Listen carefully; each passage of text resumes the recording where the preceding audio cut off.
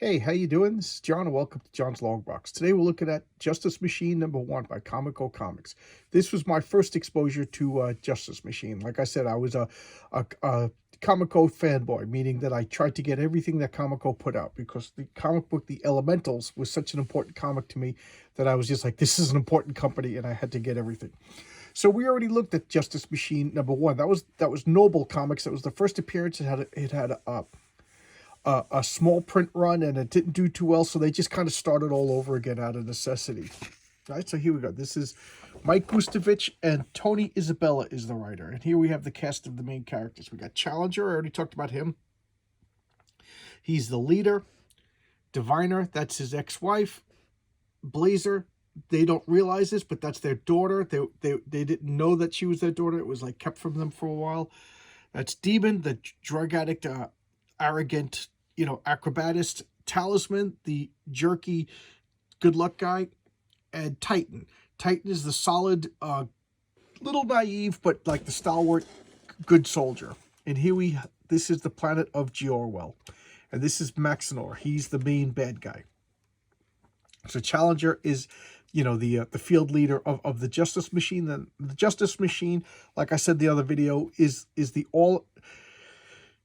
the government is an all-encompassing authoritarian government. They control every aspect of your life, and their concept of justice is a machine. It's not due process, just a process. You must be grinded down and processed.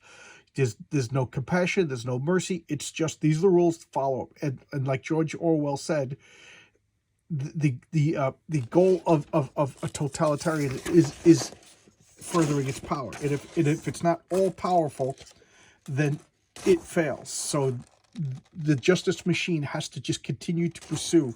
Otherwise, it's proof that the government doesn't work. So here we got Mike Gustovich and Tony Isabella, artist, plotters, writer. So the Justice Machine was created by Mike Gustovich.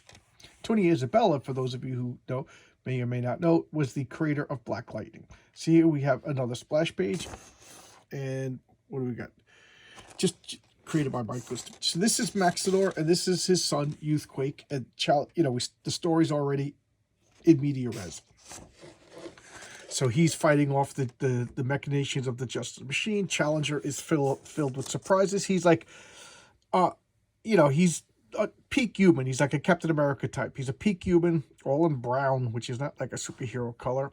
And but he's getting older, slower, and everything, so he makes up with it by gadgets. And he doesn't like the fact that he's relying more and more on gadgets. That's like his weakness, a midlife crisis. This is his ex-wife, who is blind, but this costume has like a sensory web to increase her. So nobody knows she's blind because she has all these senses due to this cape and costume. Titan is just a good guy in a bad world. Like, he's just following orders and doing what he's supposed to do. Blazer, she's got fire powers. Talisman is super lucky. And again, they're all team up. Challenger is, a harsh taskmaster, keeping everybody, in top form. Look at Titan just going smashing everything. Demon, he's the cocksure, arrogant acrobat with. And, they're a well-oiled machine. I keep saying the word machine, but that's it. That's on purpose. And here they are. They're fighting. And Blazer is using her power, just melted everything. And I love how, like, the consequences of flame power are not really thought. So she just melts everything, and here they are standing. Guys, this would just kill everybody just standing in a trough of just recently melted steel. So now, just superhero team, look at that. They're all just going nuts and beating the crap out of everybody. And exposition as the team, Diviner is using her senses. Talisman, he's just like ducking down, like he's like Jar Jar Binks in that stupid movie. He's just ducking as the robots take out each other. Blazer's just wrecking everything. And Maxinor's like, we got to get out of here, as this like super destroyer robot just comes and starts crushing everything. Maxinor's son is Youthquake. He's mute, and he's, manipulating plate tectonics of the Earth. Johnny Quest, this was awesome. This was awesome. I don't think I showcased this. I should showcase this from Comico. Subscribe to the Justice Machine. he got taken out, so he teleports to another dimension, a dimension of Earth. So they're like, oh man, Maxinor got away again. And this is Zarin. Zarin is like their Xavier. He hangs back and gives them missions and you know, the superior officer. And he's telling them there's another, in another dimension, there's a place called Earth that exhibits in the same space. That's where he goes to. He's going to go there and relaunch his terrorist campaign there. So we need to go to Earth to go get him. Again, if the totalitarian government doesn't rule everything, that it will fail. So they need to go and take him out. So they're all like, we got to go to another dimension. You know, keep in mind, you're not going to have the resources of Jor-El to back you up. Maxinor is going to have the advantage. So they're all going to, you know, say goodbye to their family members. And, you know, and I like this Titan. He's a good man in a bad world. So he has his wife and his children. You know, he's going to say goodbye. Like, you know, this is going to be bad. You know, I might not come back. We'll go into another dimension. Blazer is talking to her, you know, the woman who raised her, and she's taking care of her, and she's like, you got to do what you got to do. And then Talisman just sits in the chair. He's got nothing, you know. Luckiest man in the world. He's got no family. Look at that. That's the Elementals. This is the comic.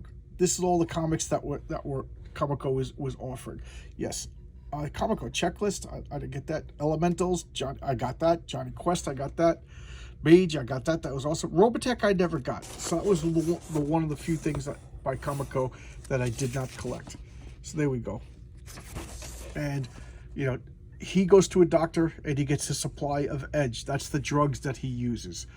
And so the doctor's like, I can't do this. This is wrong. And basically Demon like threatens him, and then he leaves, and then Challenger comes in and arrests the guy dealing him the drugs. So there you go. Zarin's talking to the Shady Council.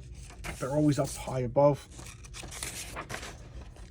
They're going to the interdimensional mechanism device, and Zupazami Zubididu, they're going to Earth dimension, and they go right to Maxinor's headquarters. It starts to take him out. And keep in mind, they do not have all the resources. He's just like, I can't believe this fight. You know, it'll never end. You know, I love that. He's just so lucky. A trapdoor opens up and he drops below. Challenger's, you know, he's starting to slow down. Challenger's like pissed off because he's not at top form. And the people of Jor will stunned to learn the charges of treason brought against the members. So they're framed. Maxinor unleashed his ultimate scheme that they are now believed to be treason traitors to Jor-El, so they can't go back. So it's, you know, so now they're stuck on Earth. In the first issue of the first series, they rebelled immediately.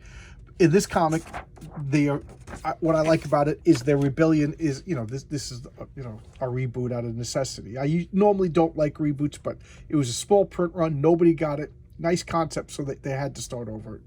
It just made sense. So they're taking a couple of issues of learning. Oh, you know, government could actually be good and helpful instead of oppressive and you know and total control. So I like it. This, you know, Tony Isabella is a, I hate to be mean, but he's a writer. He's a specialist. He's a little better writer than Mike Gustovich. Mike Gustovich is a phenomenal artist, and this is from 40 years ago. It's, oh, I never looked at the Indicia. Let's check that out. You know, here we go. What year is this? 1987. Oh man, so 30. Oh, you know, just about 30 years ago. It's a good run. I think this lasted like 50 issues or so. It was a really good run, and of course, you know, they find their way back to Jor-El and deal with the charges sooner or later. Characters come, characters go. You find like family members. Now, keep in mind, their family members think that they established that like he had a good family. You know, Blazer has a family. Their family feels the consequences of having traitors in their family. Remember, it's an oppressive government. So there you go. It's a good series, and I really did enjoy it. I'm not going to talk at length because I already talked about the Justice Machine, but they are a good quality comic. And if you like the art, I keep pitching my friend RJ from the Fourth Age. He hired Mike Gustovich to draw his new comic called the Rampaging Thor. It's part of the Valiant Heroes campaign on Indiegogo. Unfortunately, I don't have a direct link to it, but go look at RJ on Twitter. He's on Twitter. He's RJ of the Island. And from there, you can see the links that go directly to Indiegogo. Indiegogo is kind of like messing with this campaign a little bit, so you can't directly search for it. So go to Twitter, go to RJ of the Island. That's RJ's Twitter account, and then he's always posted direct links where you can get his comic. I recommend it. He's a good guy. All right. Thanks a lot, everybody. I'll see you tomorrow with another video, and let me know if you like this aspect ratio. I kind of like it because first off, it's easier to hold the phone. Second off, it just focuses on the account, and you don't get to see how dirty my desk is. All right, thanks a lot. I'll see you tomorrow. Bye-bye.